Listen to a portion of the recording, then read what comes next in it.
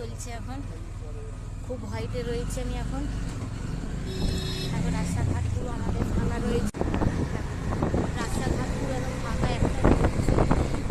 আর বেশ ভালো লাগছে আজকের দৃশ্যটা, ঠিক মনে হচ্ছে যেন করোনা ভাইরাসের লকডাউন যখন ছিল তখন রাস্তাঘাটে এরকমই ফাঁকা ছিল। আজকেও এরকম ফাঁকা রয়েছে রাস্তাঘাট, কিছু দেখা যাচ্ছে না